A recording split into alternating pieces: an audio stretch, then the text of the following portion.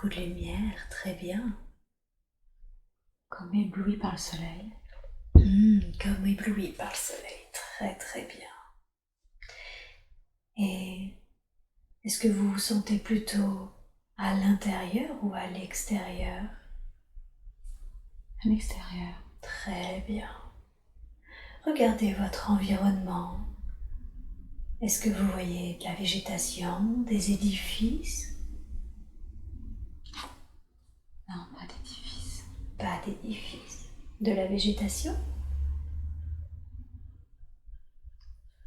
Non, pas trop. Non, pas trop. C'est très blanc, c'est très lumineux. Très très bien. Regardez-vous.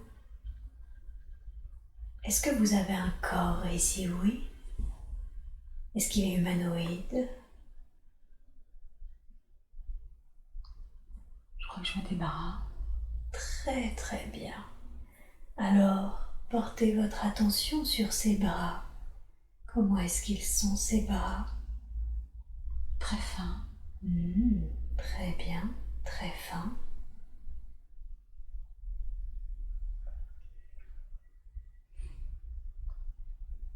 Est-ce que vous les sentez aussi denses qu'un corps humain, ces bras très fins?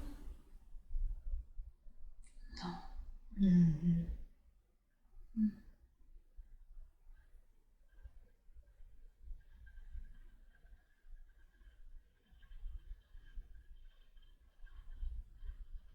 Et vos vêtements? Quel type de vêtements portez-vous? Je vois pas de vêtements. Pas de vêtements. Vous avez la sensation que votre corps est nu? Oui.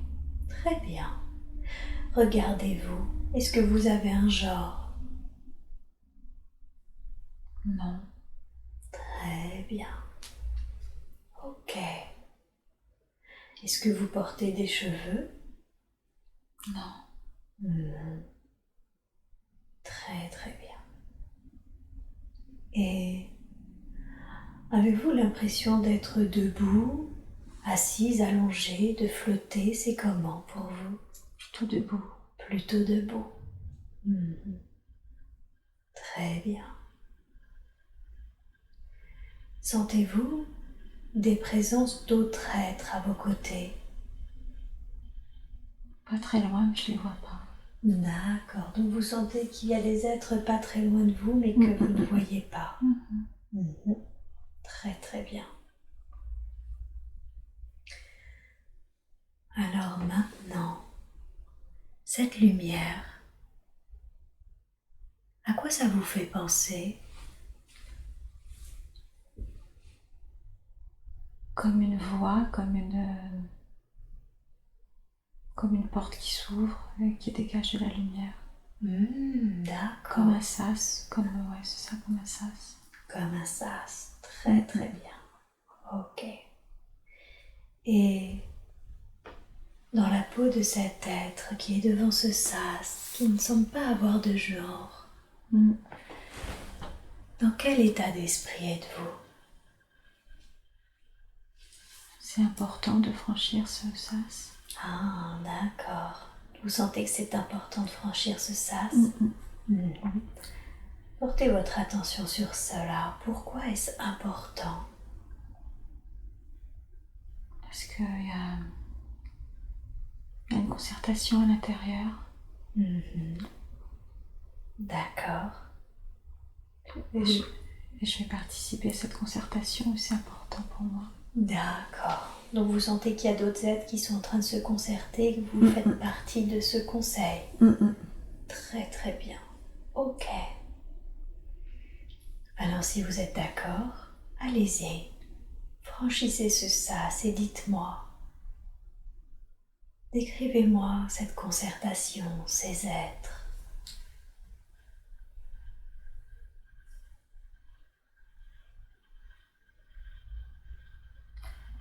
C'est des êtres fins, très fins, avec un halo lumineux. D'accord. Voilà.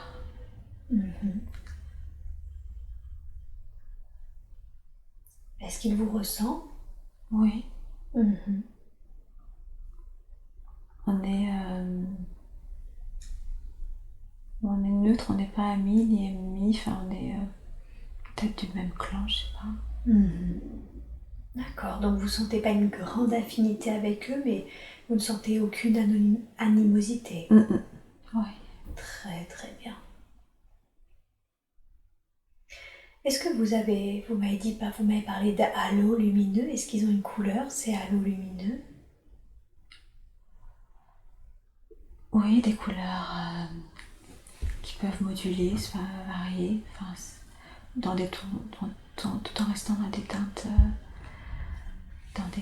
pastel, mais voilà, avec des variations de lumière, comme des variations arc-en-ciel. D'accord. Est-ce que vous savez ce qui fait varier ces halos lumineux? Toute la personnalité, l'émotion, je sais pas, enfin, ce qui anime l'être. Ce qui anime l'être. Très bien. Ok. Alors maintenant que vous avez rejoint ces êtres pour cette concertation, dites-moi, à quel sujet, pour quel sujet vous concertez-vous? Sur la terre. Au sujet de la Terre? Mhm. En quoi le sujet de la Terre nécessite une concertation? Par rapport à l'évolution de l'énergie de la terre. D'accord. Quand on travaille ensemble sur la terre, pour la terre. Ah, d'accord. C'est ça qui vous lie, vous travaillez ensemble pour la Terre? D'accord. Et alors, quel est le débat du jour? Est-ce que les énergies qui évoluent au cours de la Terre évoluent dans le bon sens? On est mitigé. Vous êtes mitigé. D'accord. Est-ce la raison, parce que vous êtes mitigé, est-ce la raison pour laquelle vous vous concertez? Oui, sûrement. D'accord. Et vous? Comme si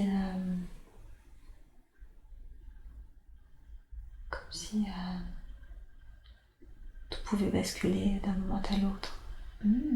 D'accord. Si, tout pouvait s'effondrer, mais tout ce qui avait été entrepris de bien sur cette terre pouvait germer et prendre de plus belles voies. D'accord, donc vous avez l'impression que finalement vous arrivez à un point où ça peut basculer autant dans un côté que d'un autre. Oui. Ok, d'accord, d'où le fait que vous êtes mitigé. Oui.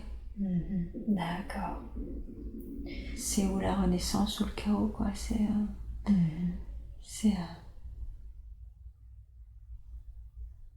petit peu ce à quoi c'est ce qu'ils craignent, quoi. Et oui. Parce que dans un autre sens, il y a des groupements qui, eux, sont plutôt pour attirer la Terre vers le côté obscur. Ah, donc vous savez qu'il y a d'autres concertations, d'autres êtres qui, eux, veulent attirer la Terre du côté obscur, donc vers le chaos. Ouais. Comment ça se fait que vous ne vous entendez pas? Comment ça se fait que, par exemple, le vôtre, si j'ai bien compris, voudrait plutôt que ça germe, c'est ça? Alors, une renaissance et d'autres veulent le chaos. Pourquoi cette différence entre vous? Pourquoi cette différence? Oui.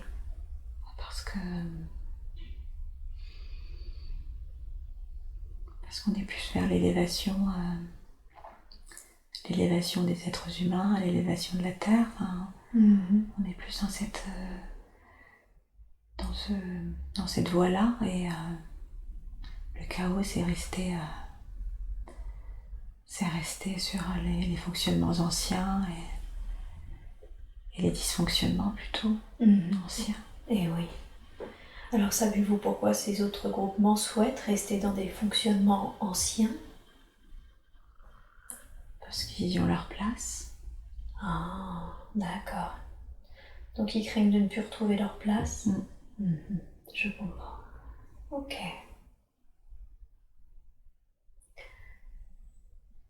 Et quel est votre état d'esprit? Que pensez-vous, vous? Est-ce que vous pensez qu'il va y avoir une renaissance ou que on s'approche plutôt du chaos?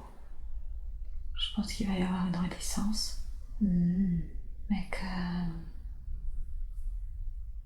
c'est dangereux, quoi. Il va falloir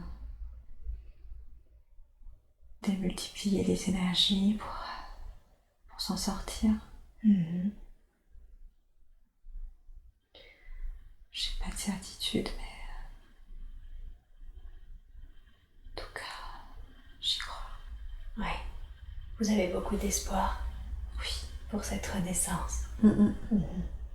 Et quand vous dites qu'il va falloir démultiplier les énergies, qu'est-ce que cela signifie concrètement? Qu'est-ce qu'il va falloir faire?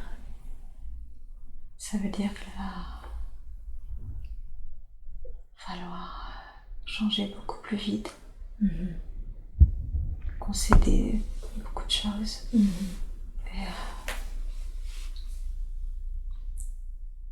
et ne pas et faire le deuil de nos vies passées beaucoup plus vite. Il faut prendre un nouvel élan pour ce nouveau départ, sinon ce ne sera pas possible. D'accord. Ok. Alors, qu'est-ce qui ressort de cette concertation? Condensez un peu le temps. Qu'est-ce qui ressort de cela?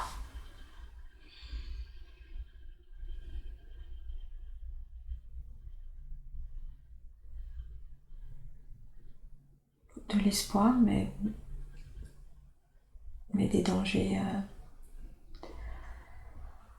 des dangers imprévus, des retards imprévus, des actions qui n'aboutissent pas, mais la persévérance et surtout se projeter en avant sans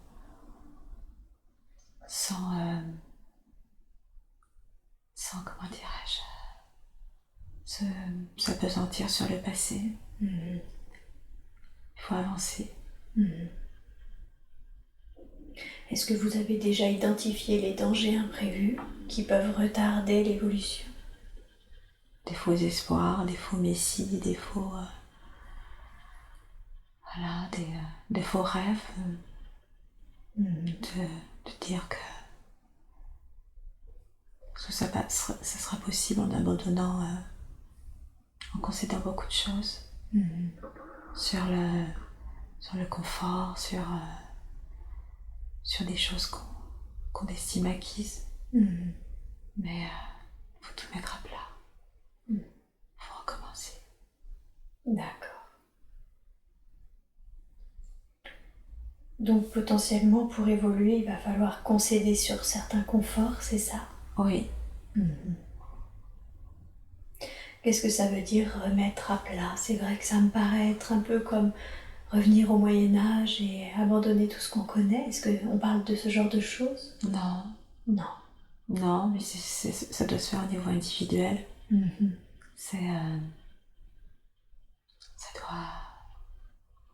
C'est d'énormes efforts individuels pour cette renaissance. Ça doit être fait au niveau de chacun. C'est ça. Et par contre, ça doit être fait vite. D'accord. Sans être auto-centré sur soi, sur ses petits besoins, sur son petit confort, se dire c'est maintenant. D'accord. C'est comme si on marchait sur une plage, par exemple, et qu'on voyait le refuge au loin, et qu'on était ballotté par le vent, par le froid, mais qu'il fallait continuer à avancer. Et voilà, ne pas perdre l'objectif. D'accord. Et vous sentez qu'il y a urgence? Ouais. Cette urgence, elle vient du fait que sinon ça pourrait basculer dans le chaos ou elle vient d'ailleurs? Non, ça pourrait basculer dans le chaos. D'accord. Un chaos qui pour certains serait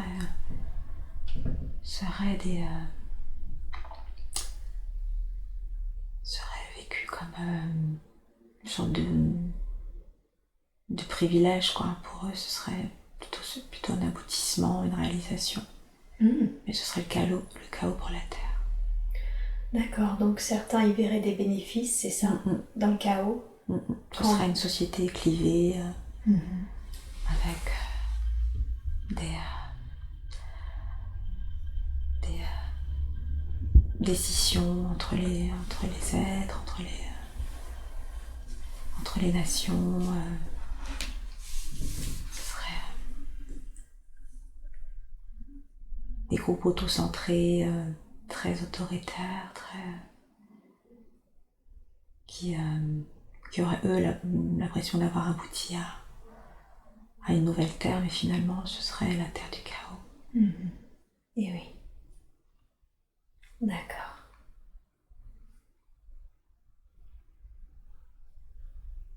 Vous faites souvent cela, des concertations sur la Terre? Oui. Pour faire des points, c'est ça? Sur Oui. l'état d'avancement? Oui. D'accord. Et concrètement, quand vous faites ces concertations, qu'est-ce que ça permet? Est-ce que vous vous engagez ensuite, après des concertations, des actions concrètes? On peut insuffler des nouvelles énergies, des nouvelles idées à travers des êtres qui sont sur Terre. Ah, voilà. D'accord. On les aide, on les guide. D'accord. Donc des êtres qui captent vos idées, c'est ça? D'accord. Donc quand vous n'êtes pas en concertation, c'est ce que vous faites? Vous guidez ou vous insufflez des idées? Oui. D'accord. Ok.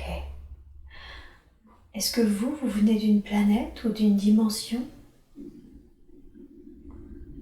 D'une autre dimension. D'une autre dimension. Si on devait la nommer sur Terre, cette dimension d'où vous venez, comment est-ce qu'elle s'appelle? Je crois que ça commence par AL, mais je ne vois pas le... AL quelque chose. AL quelque chose? D'accord. Est-ce que vous avez conscience que vous êtes incarné actuellement dans un corps physique? Non. D'accord. Ok. Est-ce que vous-même, vous vous êtes déjà incarné sur Terre pour aider auparavant? Oui. Oui. Vous vous êtes souvent incarné sur Terre? Non. Non. Donc parfois, vous aidez en guidant, en insufflant des êtres qui sont incarnés et parfois, vous vous incarnez, c'est ça? Oui. Est-ce que ça vous plaît, l'incarnation sur Terre, quand vous y êtes? Non. Non. Non. Qu'est-ce qui vous déplaît? Non, mais c'est des étapes obligées. Ah, oui. Vous m'expliquez en quoi c'est des étapes obligées de vous incarner sur Terre? C'est dans nos missions, on doit aussi être sur Terre. Ah, ok. Donc parfois vous faites des concertations, d'autres vous guidez, puis des fois c'est important dans vos missions de vous incarner? Oui. Ok. Qu'est-ce que ça permet quand vous vous incarnez sur Terre? Qu'est-ce que ça permet? De mieux apprécier la Terre. Ok. D'accord, donc de mieux apprécier, comme vous en sentir plus proche pour mieux l'aider après? Ouais. D'accord. Et quand vous vous êtes incarné sur Terre, qu'est-ce que vous avez préféré? Qu'est-ce que j'ai préféré? Oui, dans vos incarnations terrestres, qu'est-ce que vous avez préféré? j'en vois qu'une pour l'instant. Vous voyez qu'une seule incarnation? C'est laquelle?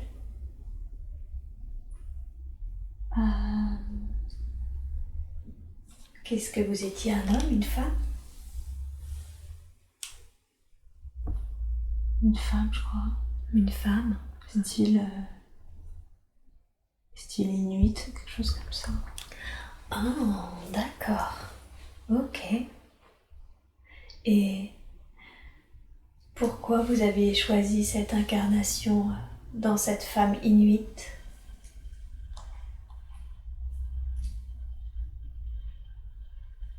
Pourquoi? Oui. Pour le mode de vie. Oui, qui est particulier, effectivement. Qu'est-ce qui vous plaisait dans ce mode de vie? La pureté. Les étendues blancs. Oui. Voyager sans beaucoup de bagages. La légèreté, la liberté. D'accord. Qu'est-ce que vous avez appris dans cette incarnation d'Inuit?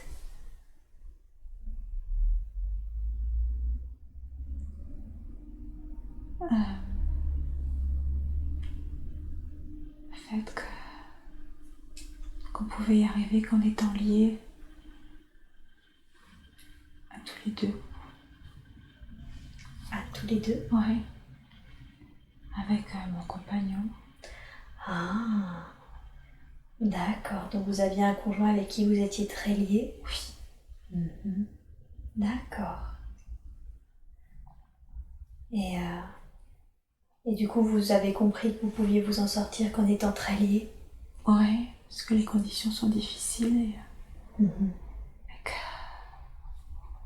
ne pouvait pas aller vivre l'un sans l'autre. Et oui. Mais c'était quand même très, très plaisant de vivre l'un avec l'autre. Ça vous a plu, ça? Oui. D'accord. Ok. Et ce compagnon avec qui, du coup, vous avez appris ça, que c'était important d'être lié, puisque c'est la façon dont vous aviez de survivre, hein, si j'ai bien compris. Vous le connaissiez de l'autre côté? Quand vous êtes en train de justement guider les gens de la Terre, vous le connaissez? Non, je crois pas. Non, d'accord. Ok, donc c'était la première fois que vous travailliez avec cette âme? Ouais. Ok, très bien. Est-ce que dans cette vie d'Inuit, il y a quelque chose que vous auriez pu faire différemment avec le recul?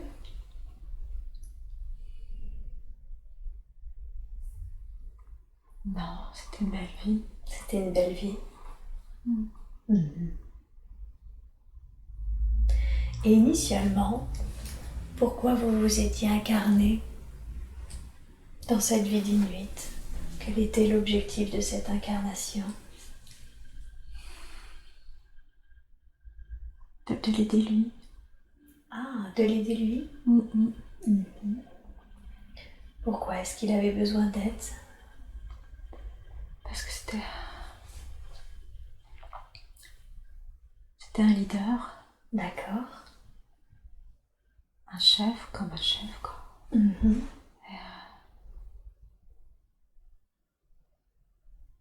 avait besoin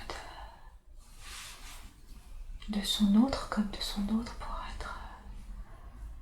parvenir à ses projets, à ses aboutissements. Voilà, c'est comme une complémentarité de vie, quoi. Un peu comme si vous étiez un soutien, en fait. Ouais, un soutien et une lumière aussi. Une lumière pour lui suggérer des choses. Et oui. Un soutien et une lumière. Vous lui permettiez de révéler certaines choses qu'il avait peut-être pas vues. Ouais. Ouais, j'étais sa confidente, son épaule, mais devant les autres, c'était lui qui brillait, mais moi j'étais en retrait parce que j'aimais bien être en retrait. D'accord. Pourquoi c'était mieux pour vous d'être en retrait? Parce que c'est aussi la situation des femmes de l'époque. Parce que c'est plus facile des fois d'agir de manière cachée que de façon transparente, quoi. Eh oui. Plus facile. Eh oui. D'accord. Ok.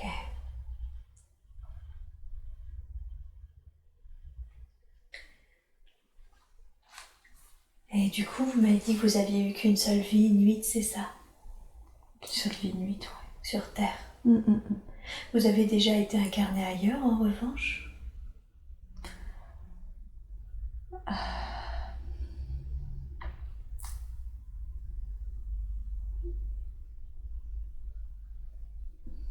Peut-être, je sais pas.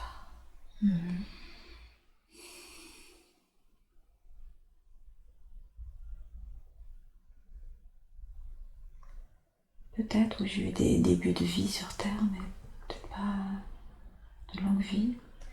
Ah, d'accord. Que des débuts de vie. Mm-mm. Pourquoi avoir choisi de ne vivre que des débuts de vie? Qu'est-ce qui fait que vous préfériez repartir plus vite? Parce que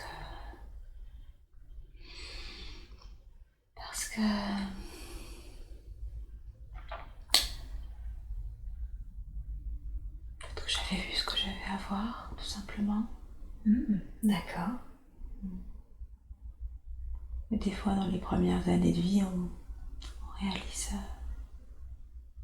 On a un esprit très, très aiguisé, très abouti. C'est pas. Ma vie, c'est pas que mener des projets d'adulte, c'est aussi contempler le monde et voir ce qui l'entoure. Eh oui. C'est quelque chose qu'on fait plus facilement enfant, ça? Contempler le monde? Ouais. On est vierge des croyances, des carcans, donc on voit les choses avec beaucoup plus de lucidité et de rapidité. Bien sûr. Ok. Et qu'est-ce que ça vous permettait de contempler le monde, de l'observer? Qu'est-ce que vous faisiez de cette contemplation, de ces observations? J'apprenais sur la nature humaine et sur son développement. D'accord.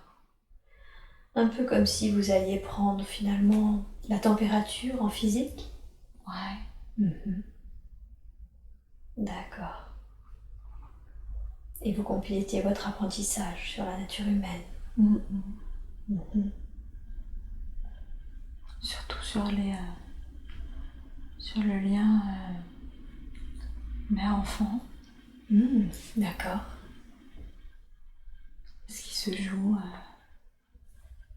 les premiers temps d'une vie, ou les premiers mois, ou les premières années d'une vie. Et alors, quelles sont les leçons que vous avez retirées de ces débuts de vie?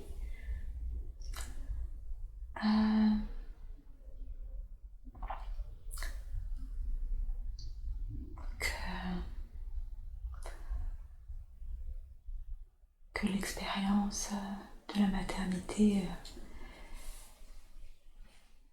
c'est une expérience partagée où la mère apprend autant de son enfant que l'enfant apprend de sa mère. C'est une position d'égalité. Voilà. D'accord, donc il y a un lien d'apprentissage qui est très fort des deux côtés en fait. Ouais, des deux côtés. Ouais. C'est un échange constant, un partage constant. une construction constante. On pense que c'est la mère qui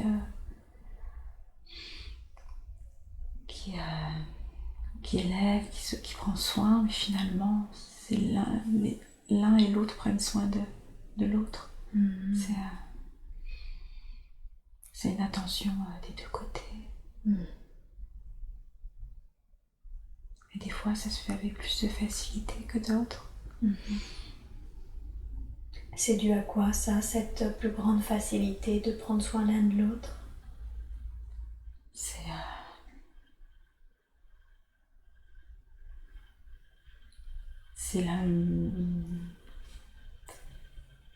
un accord, c'est une harmonie entre les deux personnes, entre les deux êtres. Des fois, c'est très compliqué. Des fois, c'est compliqué. Et quand c'est compliqué, quand la relation n'arrive pas à se tisser, n'arrive pas à être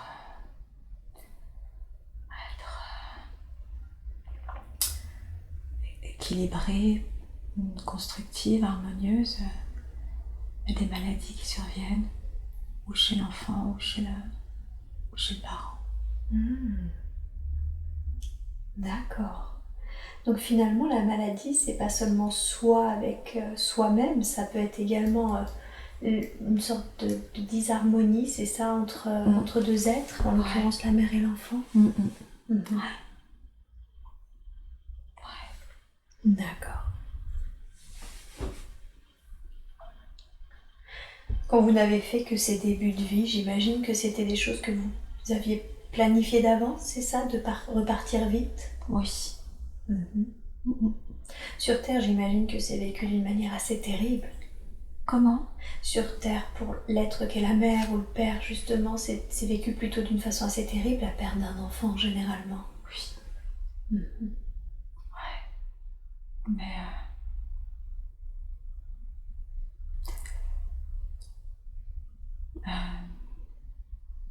c'est, comment dirais-je, c'est des drames, mais on a tous nos drames à vivre.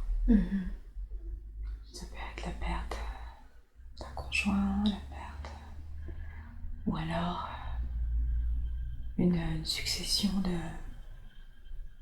j'allais dire de malédictions, enfin de malchance, de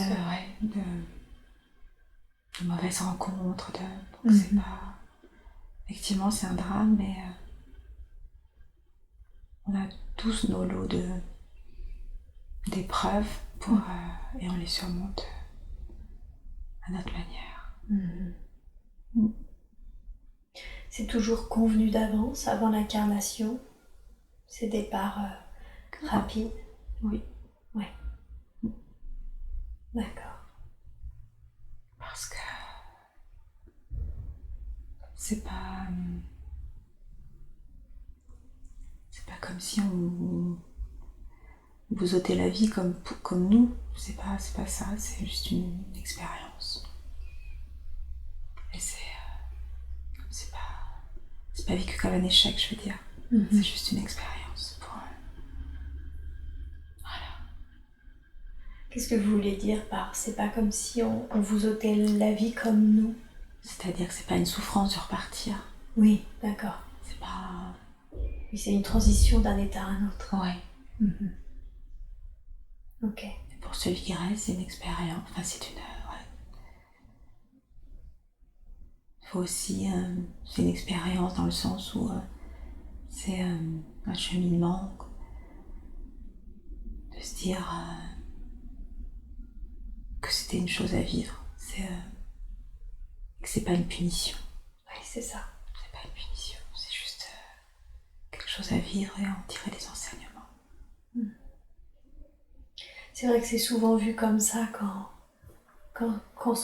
ce que l'on appelle la mort n'est pas bien perçu en fait. D'accord, je comprends. Et est-ce que sur votre dimension, là où vous êtes, vous avez quelque chose qui s'approcherait justement de cet ordre-là, de cette structure sociale, la famille, les amis, ce genre de choses? Vous avez ça? on a des affinités, mais on n'a pas d'enfants, enfin on vit par groupe d'affinités, par groupe comme de projets, quoi. Mais voilà, c'est pas... Il n'y a pas d'enfants, de grands-parents, D'accord. Donc plus des êtres avec qui vous vous sentez proche. Et ça se fait naturellement, ces regroupements par affinité? Ou est-ce que c'est décidé par d'autres? Ça évolue.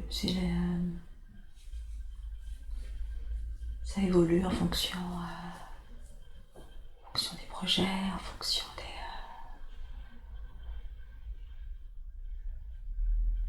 la volonté de chacun de partager, comme d'évoluer ensemble. C'est comme c'est d'évoluer à notre niveau, mais aussi de faire évoluer notre projet. Ah, d'accord. Donc il y a une sorte de double évolution. Celui du projet sur lequel vous vous retrouvez, mais également d'évoluer vous personnellement, c'est ça? Oui. D'accord. J'ai l'impression qu'en fait, finalement, vous êtes toujours en train de ce qu'on dirait travailler chez nous, c'est ça? Sur les projets, ou est-ce que vous faites aussi autre chose que d'être active sur ces projets?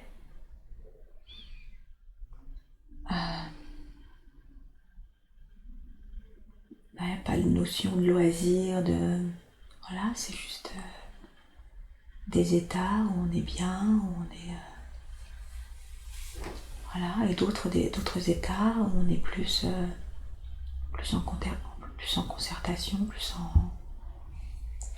en éveil, plus en interconnexion les uns les autres, et d'autres états où on est plus libre, plus comment dirais-je, comme libre, j'allais penser une plume, voilà, comme une plume, on se laisse transporter, quoi. On est D'accord. Donc en fait, c'est plus des états d'être que réellement, d'accord. Et du coup, dans tous ces états, la concertation, le côté où on se laisse porter, c'est toujours finalement des états agréables? Ouais. Ouais. Ouais. Il n'y a pas d'état où vous êtes moins bien? Non. Ok. Non.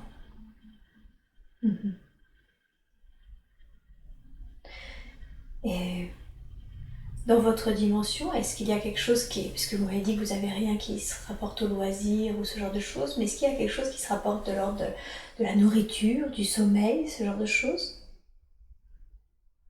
La nourriture spirituelle. Voilà,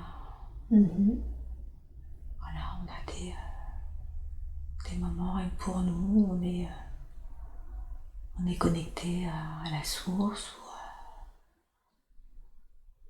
on se replie un peu sur nous-mêmes, et c'est comme un état méditatif, quoi. Voilà, un état de paix intérieure, de recentrage, comme si... Voilà, un état de recentration sur soi. D'accord. Et cet état où vous vous reconnectez à la source, où vous vous reconnectez à vous aussi, j'ai la sensation, ce centrage dont vous parliez, est-ce que vous le faites parce que vous en ressentez le besoin? Est-ce qu'il y a c'est des cycles? Ça se passe comment? Ouais, on s'écoute, quoi.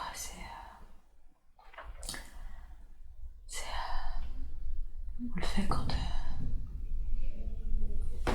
souhaite ressentir le besoin. Enfin, c'est pas calculé. Après, quand on se recentre sur nous-mêmes, on sait pas combien de temps ça dure. On y retourne juste parce qu'on en sent le besoin. C'est ça. Voilà. D'accord, donc vous avez suffisamment d'intuition pour vous écouter et faire ce qui est juste pour vous, en fait. Exactement. Il n'y a pas de calcul, il n'y a pas de temps, il n'y a pas de...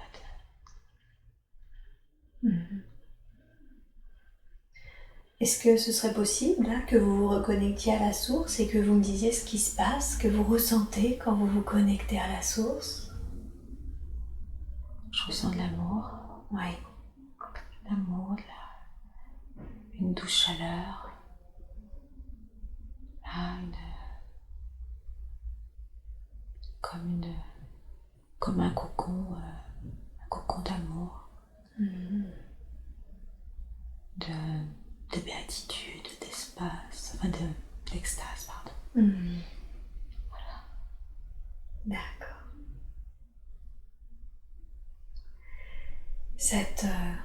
Cette sensation, est-ce qu'il est possible de la ramener sur Terre? Par exemple, est-ce qu'un être humain incarné pourrait se connecter à la source telle que vous le faites?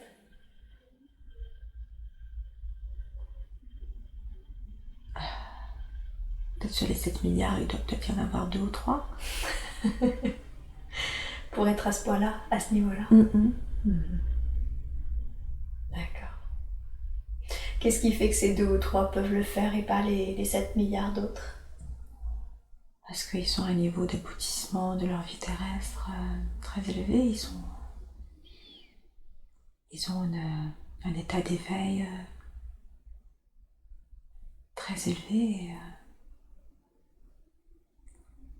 Et donc ils ont cette capacité à la fin de leur vie de pouvoir se ressourcer de cette manière-là. D'accord. Ok.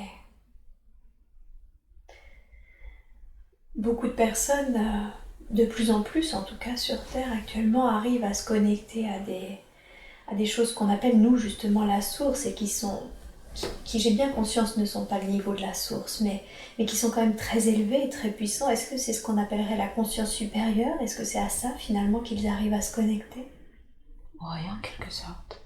Ouais. D'accord. En quelque sorte. Ok. En quelque sorte, c'est pas tout à fait ça non plus. Non. Qu'est-ce que ce serait si on devait être plus précis? La source du point de vue terrestre? Oui. Quand les gens se disent je me connecte à la source, il y a vraiment des personnes qui arrivent à se connecter à des choses qui vibrent très haut. Mais si vous me dites qu'ils sont que 2-3 sur Terre, à quoi se connectent réellement les personnes quand elles sentent qu'elles sont dans un état de bien-être et qu'elles se connectent à des choses qui finalement sont hautes, mais peut-être pas aussi hautes que ce que vous appelez la source? Elles se connectent à leur dimension divine, dimension, ce qu'on peut appeler une conscience supérieure, où elles s'élèvent, elles vont... elles s'élèvent vers leur conscience supérieure, je pense. C'est ça. D'accord, très bien. Ok. Alors revenons au moment où vous étiez du coup en train de faire cette concertation. Oui. Et j'aimerais maintenant que vous alliez à un autre moment important de cette période-là de votre vie. Qu'est-ce qui se passe durant ce moment où vous êtes cet être? Sur Terre? Non, pas sur Terre. Non, d'accord, ok. À une autre période de ma vie. Oui, un autre moment où, vous savez, vous êtes cet être un peu... Oui. Ouais. Je vois.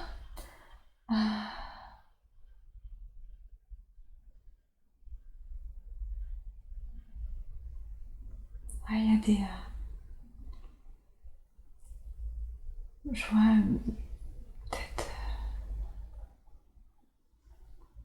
peut-être un être... C'est parce que c'est très rare qu'on se retrouve à deux. C'est très rare qu'on se retrouve à deux. Oui. Parce qu'on est souvent seul ou en groupe. D'accord. Et là, je suis avec un autre être. Et voilà, je sais que c'est exceptionnel et que c'est rare. D'accord. Et comment ça se fait que... Vous voulez dire quand vous guidez les âmes, c'est ça, leur insuffler des idées, généralement vous êtes plutôt seul, c'est ça? Ouais. Mais là vous sentez que vous êtes deux. Ouais, mais on n'est pas là pour guider les âmes, on est là peut-être pour nous.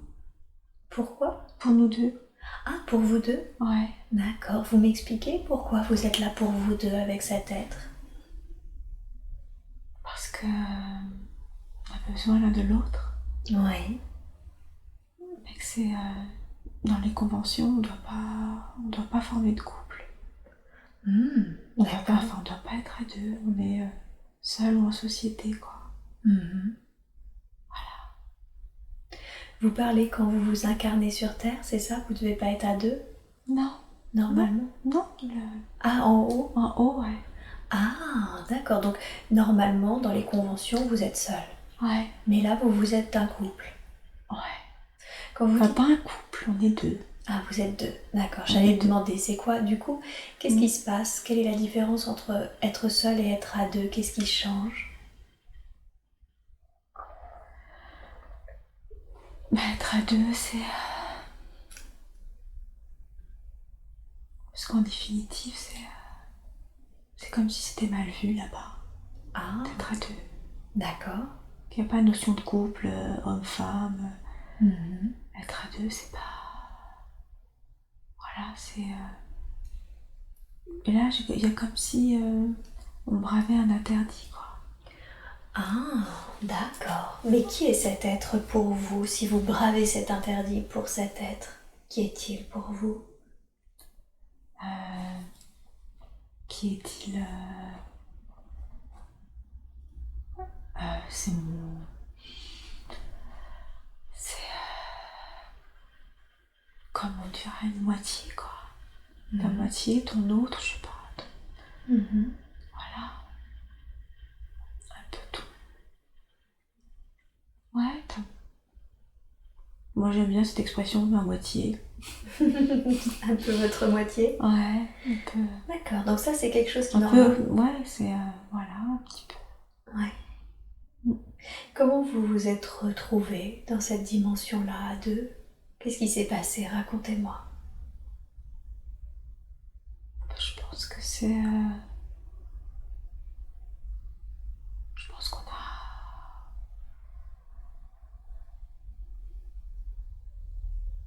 Je pense qu'on a... On s'est incarnés ensemble. Oui. Je pense que c'était peut-être lui, le chef Inuit, là. D'accord. Voilà.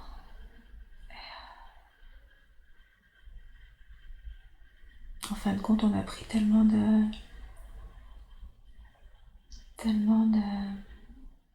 plaisir à vivre cette histoire sur Terre que même là-haut, on se retrouve. Ah, donc un peu comme si finalement vous vous étiez rencontrés dans cette incarnation d'Inuit, Ouais. mais le plaisir était tel d'être ensemble que vous bravez un peu la coutume, c'est ça, pour continuer de travailler ensemble là-haut? Ouais, se concerter ensemble, se voir ensemble, se voir à deux. D'accord. Parce que c'est pas les usages de se retrouver tous les deux là-haut. Ok. Et du coup, est-ce qu'on vous fait des remarques? Est-ce qu'on vous invite à ne pas faire cela?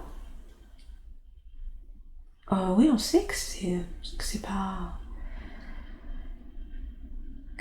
dans notre organisation, mais on le fait quand même. D'accord. Voilà. Et personne ne vous dit rien que vous le fassiez quand même? Ils le savent pas.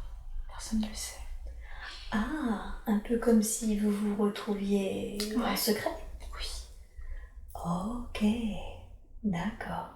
Qu'est-ce qui se passerait si ça s'était su? Ce serait comme si on était plus faible.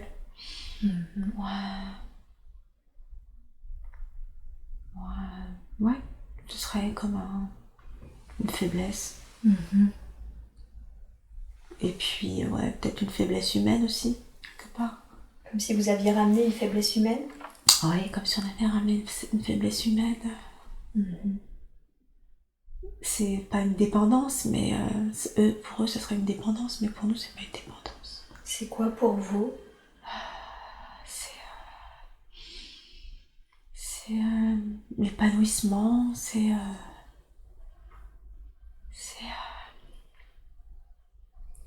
la réalisation, c'est l'élévation ensemble. C'est comme, c'est comme grandir ensemble, mais sans dépendance,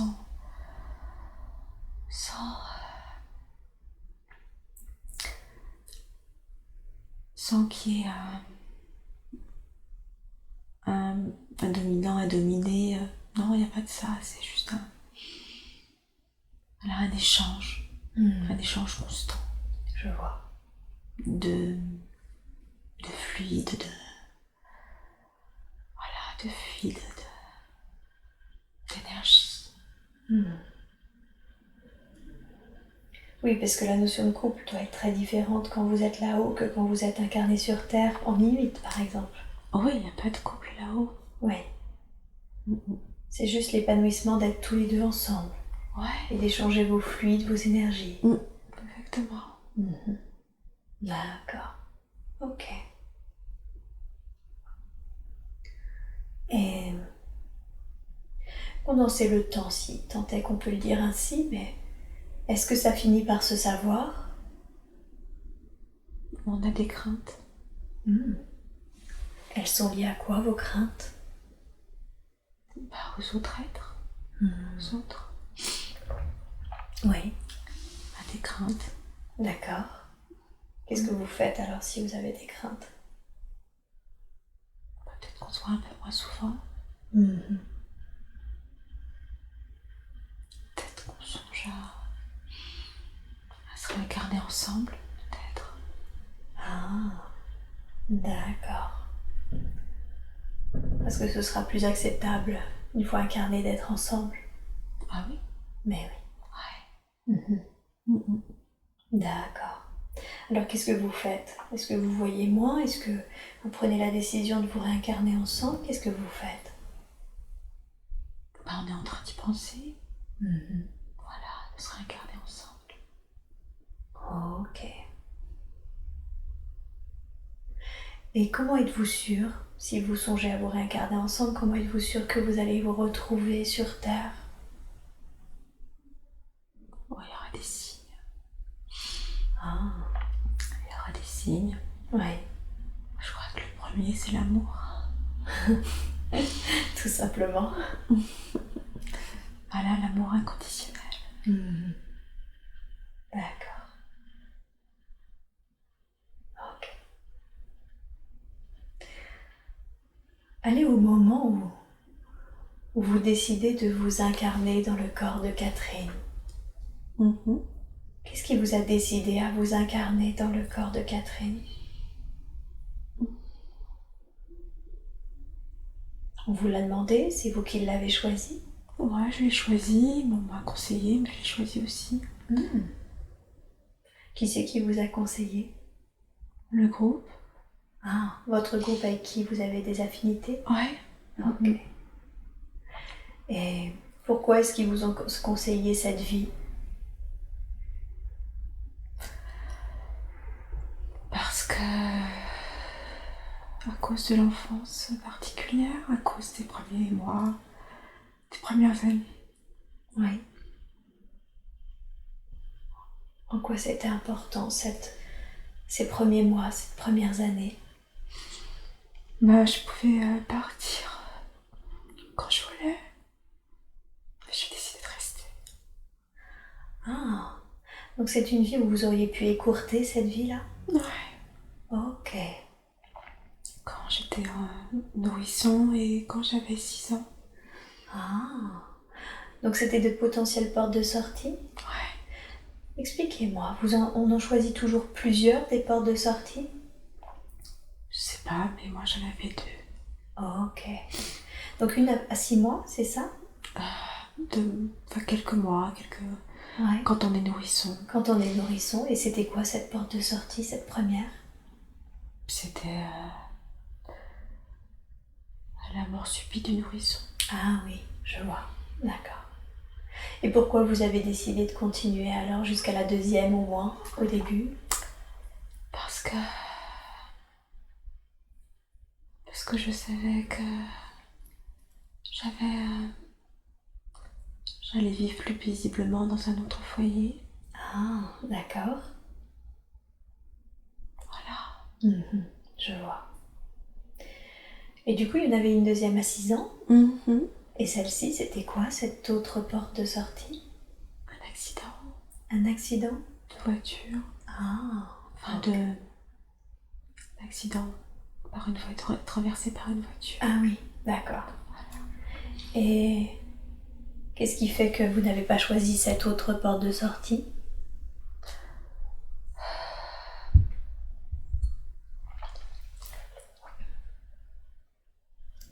Peut-être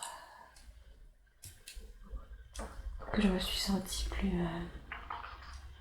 la curiosité. Ah. La curiosité et...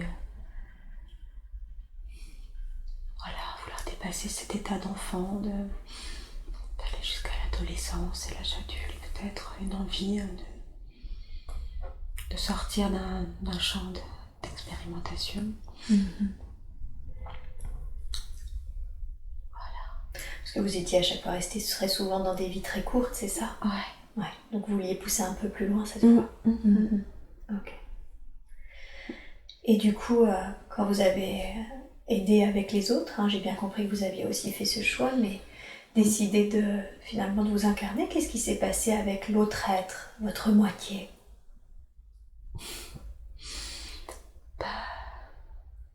On s'est retrouvés à l'adolescence. Ah, oui. Et beaucoup plus tard. D'accord. Je vois. Donc c'est l'être avec qui sort aujourd'hui Catherine, c'est ça? Ouais. Donc vous avez réussi à vous retrouver finalement sur Terre? Ouais. Ou là c'est tout à fait convenable, si j'entends, d'être ensemble. Ça dépend pour qui. Oui, effectivement. C'est vrai. C'est un autre sujet, mais nous allons y venir. Ok. Est-ce que je peux parler à la conscience supérieure de Catherine? Ouais. Est-ce que je peux poser des questions? Ouais. Merci. Cet autre être qui est incarné avec Catherine aujourd'hui, est-ce que c'est ce qu'on appellerait chez nous des flammes jumelles? Ouais. Ok. Ce qui est rigolo dans l'histoire qui vient de m'être faite, et c'est la première fois que ça arrive, c'est comme si finalement ils s'étaient rencontrés d'abord sur une autre vie et ils avaient eu de tels atomes crochus qu'ils avaient voulu perdurer cette rencontre au-delà même de l'incarnation, c'est exact? Ouais. Il y a beaucoup de croyances sur le fait que les flammes jumelles, à la base, c'est une seule et même âme qui est divisée en deux. Est-ce que c'est le cas également pour ces deux êtres? Oui. Ah, d'accord. Donc finalement, la vie d'Inuit, si je comprends bien, c'est juste la première fois qu'ils se retrouvaient? Ouais. Ok, d'accord. Mais une fois qu'ils se sont retrouvés, même là-haut, c'était trop dur pour eux d'être séparés. Ouais. Ok, je vois. Quand elle a rencontré cet homme, Catherine, il était marié avec une autre femme. Et cette autre femme a voulu savoir ce qu'il en était, a été voir une médium qui leur a dit qu'ils avaient un contrat d'âme, tous les trois ensemble. C'est exact? Oui. Quel est ce contrat d'âme qui les lie tous les trois?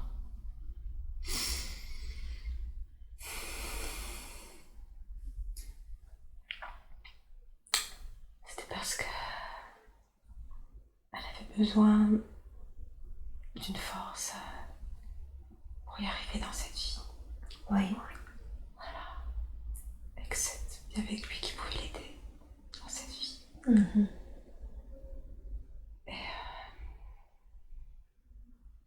voilà. Quand vous dites qu'elle avait besoin d'une force, c'est qui? C'est cette femme-là? Oui. D'accord. Donc sa première femme avait besoin de quelqu'un qui soit fort, qui l'aide, c'est ça, et ça ne pouvait être que lui. Ouais.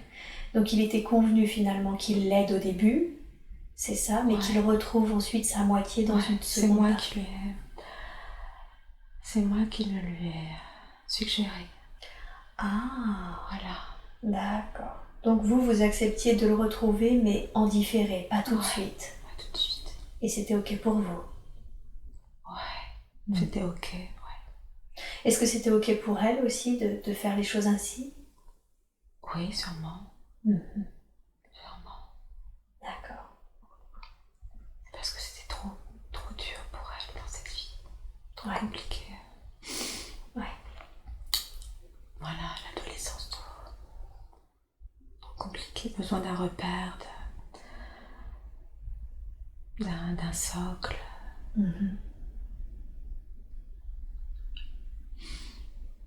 Voilà, mais c'est une expérience. Ouais. C'est comme une expérience. Une expérience que vous avez décidée à 3. Ouais. Cette femme, suite à cette séparation, a beaucoup souffert et certainement souffre encore. Est-ce que ça va aller mieux pour elle, pardon? Oui. D'accord. Mais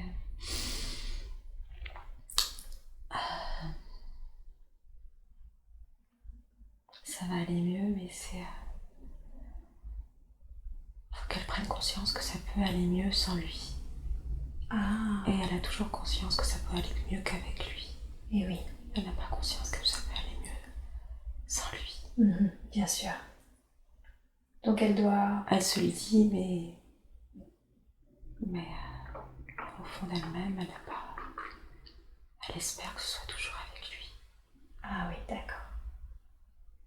Donc elle le dit, mais elle n'a pas vraiment pris conscience, elle ne l'a pas vraiment intégré. Non. D'accord. Mais elle est en chemin.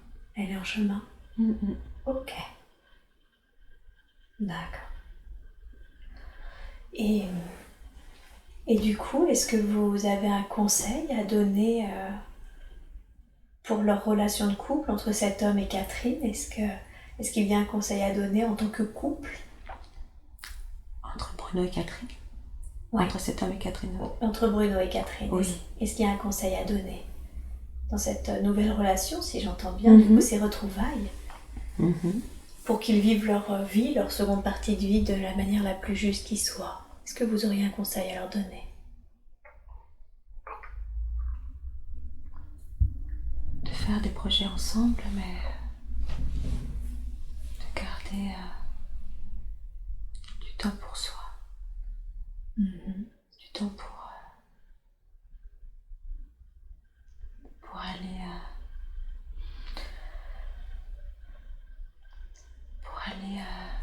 se retrouver avec soi, parce que quand ils sont ensemble, ils ont besoin de rien, et ils aimeraient que ça dure toujours. Et ils savent que la réalisation, que l'élévation, elle pourrait se faire qu'à partir d'eux-mêmes. Donc il faudra apprendre à vivre des fois sans l'autre. D'accord. D'où l'importance d'avoir encore des temps à soi et pour soi. Voilà. Ok. Pour qu'ils puissent continuer finalement d'évoluer, si je comprends bien. Oui, c'est ça. Ok. D'accord. Alors, effectivement, ils ont des projets seuls et des projets en couple. Qu'est-ce que vous pourriez dire concernant leurs projets de développement personnel? Ils songent à monter des séminaires, des formations. Est-ce que ce serait une bonne chose? Oui. Mais c'est qu'une étape. Ah, c'est qu'une étape, d'accord. C'est qu'une étape. Et c'est quoi alors la prochaine étape, si celle-ci c'est la première? C'est une étape pour consolider leur union en quelque sorte. D'accord. Aux yeux des autres. Oui. Mais après l'élévation et les projets pourront se faire parallèlement. C'est-à-dire chacun de son côté? Ouais, parallèlement. Ah. En quoi c'est important qu'ils consolident leur union via des projets aux yeux des autres? En quoi ça c'est très important? Parce que la réalisation professionnelle a beaucoup d'importance à leurs yeux et que c'était important de comme faire un bébé ensemble. Ah oui, d'accord. C'est comme livrer quelque chose ensemble, réaliser quelque chose ensemble. Mais après, ils sont toujours aussi proches, mais plutôt l'un à côté de l'autre. Ok, d'accord. Donc dans un premier temps, ils auront certainement un projet commun pour ensuite avoir chacun leur projet personnel. Ouais. Ok, d'accord. Est-ce qu'il y a des conseils que vous voudriez leur donner concernant le projet commun? Non, de tenter, d'oser. Oui. Oser. Oser. Tenter. Ça va fonctionner? Ouais. Ça va fonctionner. D'accord. Là où peut-être même eux ne l'attendaient pas et où personne ne les attendait. Ah, d'accord. Donc ils peuvent surprendre? Ouais. Ok. Et concernant le projet ensuite, les projets parallèles, quel serait le projet parallèle de Catherine?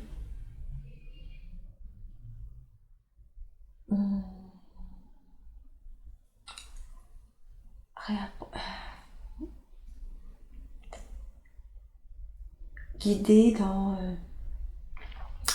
la réalisation de soi, dans l'élévation de soi, guidée, d'être un guide, une accompagnatrice dans la réalisation de soi. D'accord. Ok. Donc aider les autres, c'est ça, à se réaliser, à devenir qui ils ont à être. Ouais. À retrouver leur vraie nature, à se réaliser pleinement et ne pas... Parce que quand on vit en harmonie avec sa vraie nature, avec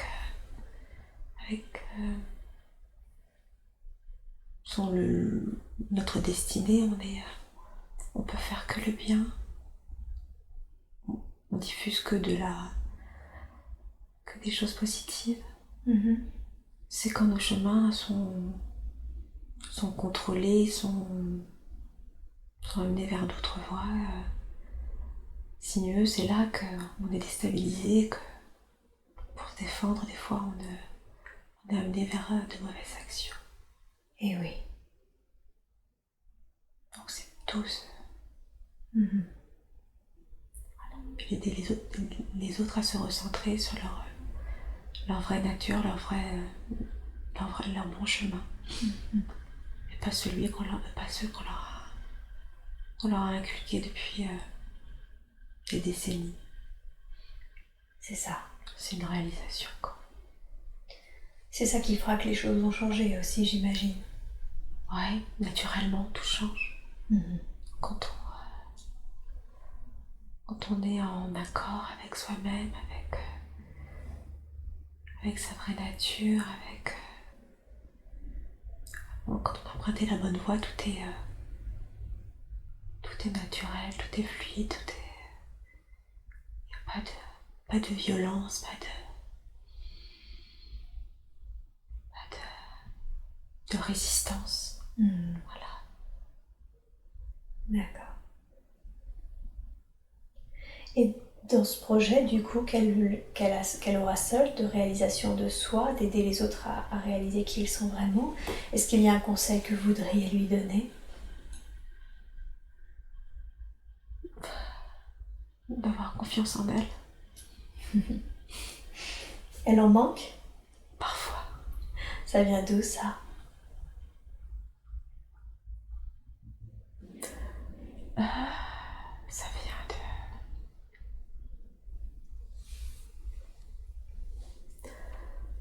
peut-être trop grande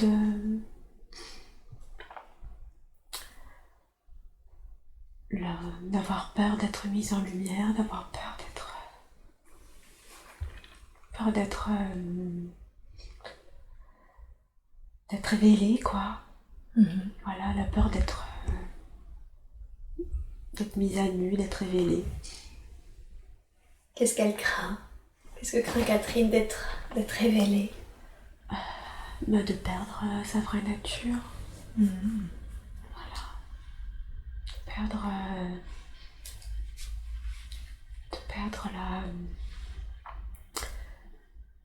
sa vraie conscience, quoi.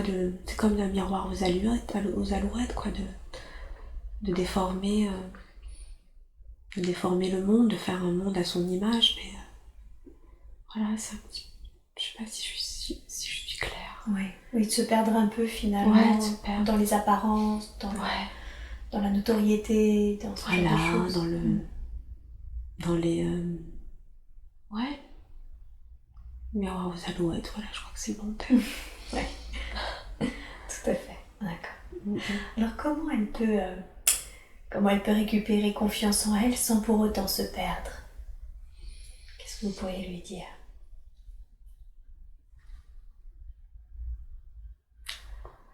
D'écouter son intuition, d'écouter son âme jumelle, d'écouter son intuition. Et je crois qu'elle est en bon chemin. D'accord. Oui, son manque de confiance n'est pas bloquant, c'est ça? Non. D'accord, il faut juste qu'elle ait un peu plus confiance en elle. Voilà, c'est juste comment dirais-je, comme une petite résistance, comme un petit frein, mais c'est pas difficile. En tout cas, c'est dessiné, c'est clair, c'est fluide, elle est déterminée, elle sait où elle va. D'accord. Et ça, c'est une bonne chose? Oui. Ouais. Ok. Comment vous définir... Oui, pardon. Parce qu'elle s'est perdue des moments. Ah, d'accord. Ah oui. Oui, donc c'est une bonne chose que là, elle se retrouve enfin. Ok. Comment vous définiriez sa mission de vie dans cette incarnation, dans l'incarnation de Catherine? Moi, je crois qu'elle en a plusieurs. Ce rapport à l'enfance, à la maternité. Oui. Voilà, ce lien entre la mère et l'enfant qu'elle a observé en tant qu'enfant et déployé en tant que mère. D'accord. Voilà, c'était,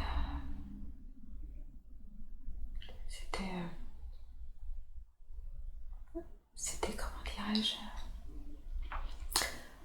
beaucoup plus facile pour elle d'être mère que d'être enfant, quoi. Voilà,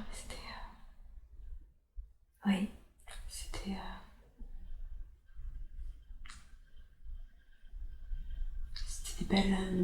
des belles expériences et des enseignements très forts sur la nature humaine, sur l'acceptation, sur le fait qu'on se saisisse des mains tendues dans la vie ou qu'on s'en saisisse pas. La maternité, c'est comme présenter de multiples opportunités à un petit être et il s'en saisit ou s'en saisit pas. C'est fort d'enseignement. Pourquoi des fois il s'en saisit, pourquoi des fois il s'en saisit pas. Après, c'est le chemin de l'autre. Ouais. C'est le chemin de l'enfant. Voilà. D'accord, donc il y avait cette première mission de vivre finalement la relation de mère-enfant sous toutes ses formes, j'ai presque envie de dire. Ouais. Pourquoi c'est important par contre pour vous d'expérimenter ça, d'expérimenter cette relation mère-enfant dans cette vie?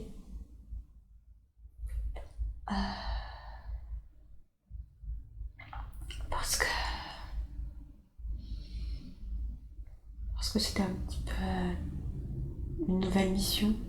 Voilà, comme une nouvelle découverte. D'accord. Voilà, c'était...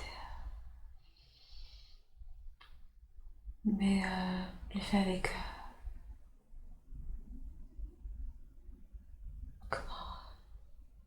avec beaucoup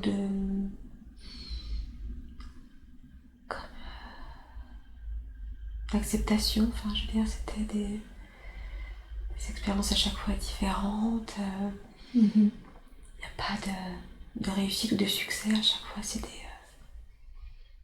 sont des interactions différentes, des partages différents, des soutiens différents. C'est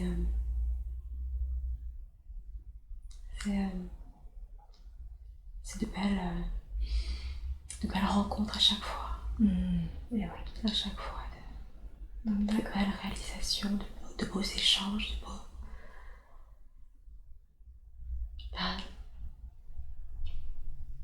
une façon d'aider un petit être à s'envoler, quoi. C'est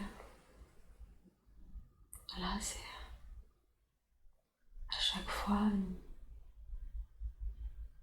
comme ouvrir la cage d'un oiseau pour lui dire tu peux partir.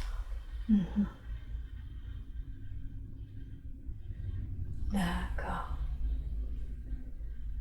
Donc, est-ce que c'est ce rapport, donc cette nouvelle mission, hein, j'ai bien compris, d'étudier, d'expérimenter la relation de mère et d'enfant, c'est la raison pour laquelle il y a quelque chose quand elle est sous hypnose, c'était pas au cours de cette séance du coup, mais sous hypnose, à chaque fois elle pleurait beaucoup dès l'instant que c'était en lien avec l'enfant, l'enfance, ou ce genre de choses.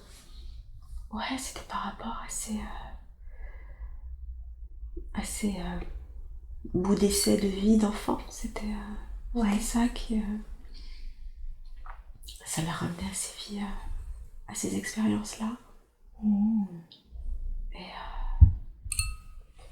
des fois, elle savait qu'elle partait, qu'elle suscitait le chagrin, donc le fait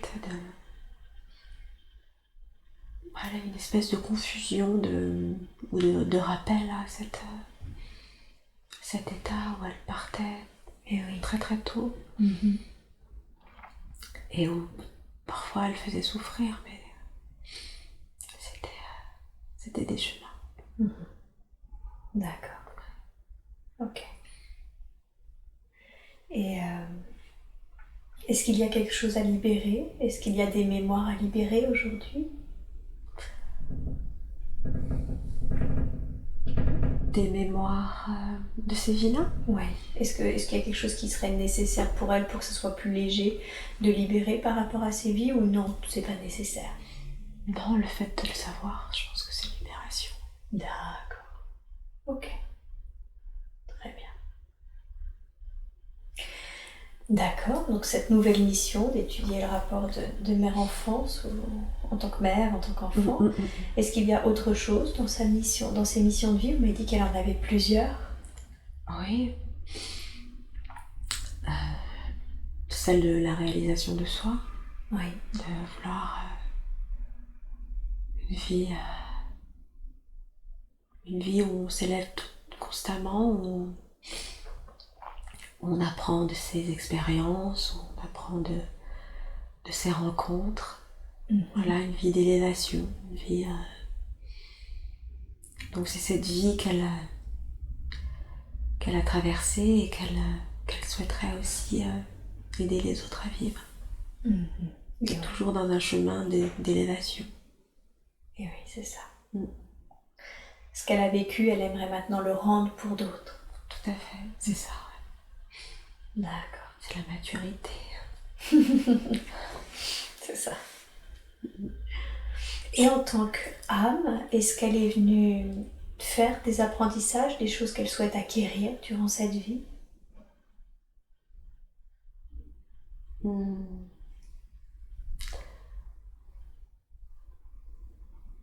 Oui, par rapport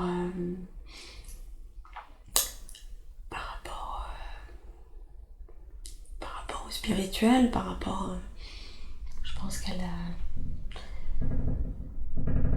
a engagé un chemin, une élévation qui sera peut-être pas possible en une seule vie, donc peut-être à réaliser en plusieurs vies, je sais pas. D'accord. Peut-être. Un chemin d'élévation de manière incarnée, c'est ça? Ouais. Ok. Est-ce qu'elle a des capacités? Est-ce qu'elle a des dons? Ce qu'on appelle nous des dons, mais que moi j'appelle capacités. Est-ce qu'elle en a? Ouais. Quelles sont ses capacités? Dans les mains. Dans les mains? Quelque chose dans les mains. D'accord. Est-ce que c'est ce qu'on appelle du magnétisme?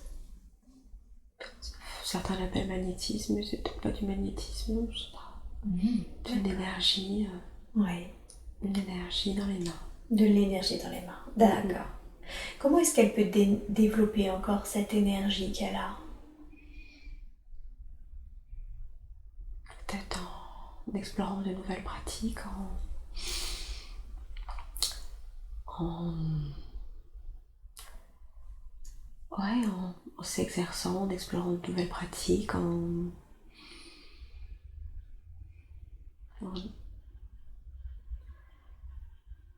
continuant un petit peu comme elle a fait, à essayer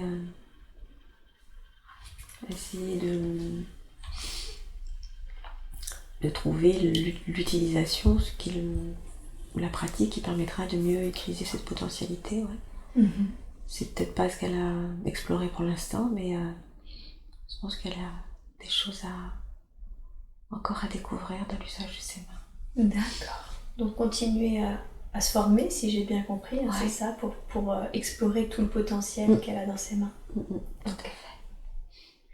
Et est-ce qu'elle doit en faire quelque chose à un niveau plus professionnel? Elle se demandait finalement si ça devait servir qu'à son conjoint et à ses enfants, ou est-ce qu'elle pouvait en faire également quelque chose à côté de ses projets? Pourquoi pas? Pourquoi pas? Peut-être sans que l'autre le sache, peut-être. Simplement par le toucher, des fois, on peut libérer des choses, on peut échanger des choses sans que ce soit au niveau social, clairement affiché, mais clairement elle aimerait s'en servir. C'est comme une sorte de conjugaison, d'addition, quoi, de capacité, d'aptitude, et je pense que celle-ci peut s'insérer. Ah ok, donc finalement au sein de ses pratiques, elle peut combiner ça, c'est ça, pour accélérer ce qu'elle est en train de faire, aider sur ce qu'elle est en train de travailler. D'accord, je vois. Ok. Parlons un peu de ses enfants. Est-ce qu'elle les connaît? Est-ce qu'en tant qu'âme, elle connaît l'âme de ses enfants? Elle les avait déjà rencontrés dans sa précédente incarnation d'Inuit ou ailleurs? Non, pas tous. Pas tous. Elle en avait rencontré certains? Ouais. Qui avait-elle déjà rencontré? Le dernier. D'accord, ok. Et alors pourquoi avoir décidé de travailler avec les deux autres? Enfin, quels sont les contrats d'âme qui les lient?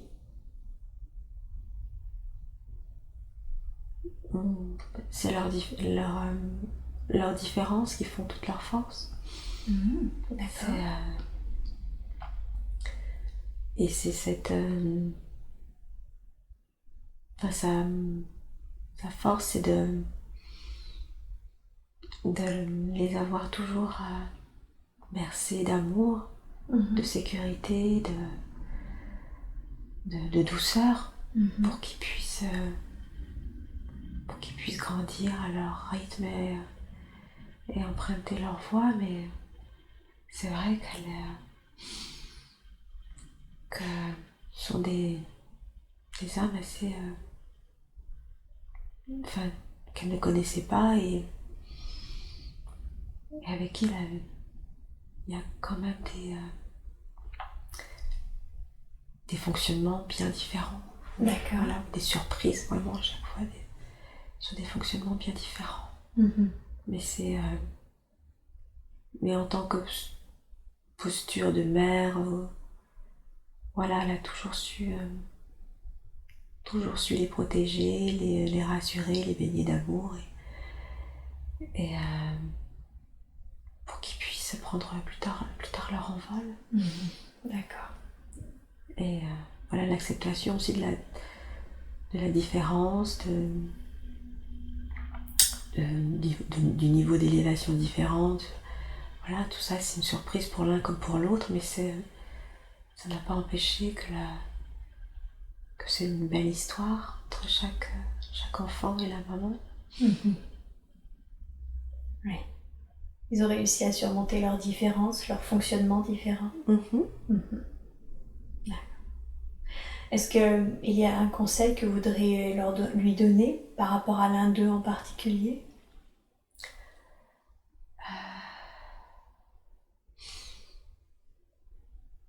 Peut-être s'imposer plus en tant que personne qui montre la voie. D'accord. Ok. Parce que voilà, le repère douillet, douceur, d'amour, c'est bien, mais à un moment, faut aussi qu'en tant qu'aîné, on montre la voie. Et savoir trouver les bons mots, savoir imposer, ou suggérer, c'est pas imposer, c'est suggérer des comportements ou des actions, c'est aussi une mission de mère, et ça, je pense qu'elle a encore à le travailler, encore à le faire. Ok. C'est guider des jeunes adultes, quoi. Oui, c'est ça. Ok, donc plus montrer la voie d'une manière peut-être un peu plus, j'allais dire ferme, mais je suis pas sûre que ce soit le bon mot. Mais plus guidante, plus c'est ça.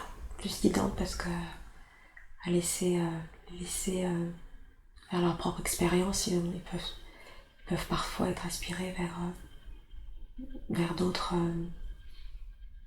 sentiers. Enfin, j'utilise toujours la métaphore des chemins, des voies, des sentiers qui leur correspondent pas. Ouais. Être plus guidante, plus rappelante, plus comme avec une position de chef de famille, quoi, comme le chef de famille qui de par sa sagesse peut s'octroyer le droit de conseiller et de guider, et surtout de dire là tu te trompes. Ok, je vois. Et sa peur des araignées, alors ça va beaucoup mieux, hein. Mais ça venait d'où, ça? Je sais pas. Je crois pas que c'est très important. C'est pas très important. D'accord. Tout à l'heure, elle m'a expliqué du coup que finalement, quand elle était là-haut, c'était un peu braver un interdit d'être avec sa moitié. Qu'est-ce qui va se passer quand ils y retourneront? Est-ce qu'ils vont continuer de braver cet interdit? Comment ça se passe? Est-ce qu'ils vont refusionner ensemble en un seul? C'est quoi? Qu'est-ce qui les attend? Non, ils sont toujours deux êtres humanoïdes. Mais je sais pas, pour l'instant, ils trouvent ça très, très singulier et beaucoup plus riche de pouvoir s'octroyer ces temps à deux, quoi. Ouais. C'est ça, ils profitent de ce temps à deux qu'ils ont dans cette incarnation. Okay. J'ai une toute dernière question, c'est que vous avez évoqué que finalement Catherine avait plusieurs portes de sortie à quelques mois et ensuite à 6. Est-ce que c'est courant chez les âmes de s'octroyer plusieurs portes à différentes étapes de la vie? Ça dépend quelle âme. Ah, ok. Ça dépend. D'accord. C'était un peu un choix commun du groupe et de moi de choisir ses portes de sortie. D'accord. D'accord, ouais, c'est ça. C'est en décidant de cette incarnation avec le groupe, vous avez décidé de vous laisser plusieurs portes. Ouais. Ok, donc ça dépend des âmes et de ce qu'elles ont à vivre, j'imagine. Voilà, tout à fait. Ok. D'accord, très bien. Eh bien écoutez, j'ai pas d'autres questions à vous poser. Est-ce que vous auriez un dernier message ou un dernier conseil à donner à Catherine avant que je ne la ramène à son état d'éveil normal? Qu'elle garde la foi. D'accord. Elle l'a, donc... Ok. Elle dirait, est-ce qu'elle pourrait la perdre? Non. C'était une analogie, enfin, c'était un rappel à quelque chose. Qui lui parlera? Ouais, gardez la foi. Ça lui parlera. D'accord. Donc elle garde la foi. Elle est sur le chemin, j'ai l'impression. Hein. Oui. Ouais, c'est ça, je la sens très... Ok. Niveau santé, rien à signaler? Est-ce que vous voulez scanner son corps et me dire s'il y a quelque chose qu'on devrait savoir? Non, il n'y a rien. Parfait. Super, donc elle garde la foi. Merci beaucoup, merci d'avoir répondu à toutes nos questions.